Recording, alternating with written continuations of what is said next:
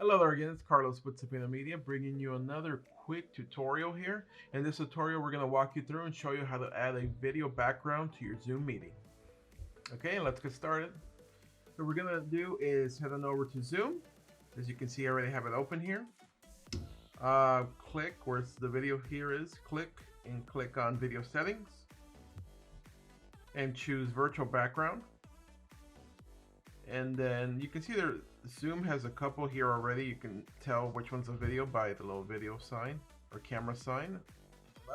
And if you click this plus sign, you can either add an image or video. So I would click video. And here's a quick video I made of a little beach scene right here. So you would click open. And after that, you can select your video. And as you can see, let me close this real quick. And as you can see, it's a video, it plays and it'll loop. It'll keep playing over and over, so that'll be your background.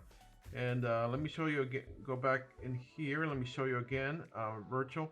So I have a green screen. You don't necessarily have to have a green screen for this. See, I click here that I have a green screen, but if I unclick it, you can see it still works. It's helpful if you have a solid background, well lit as well, so that's very helpful, okay?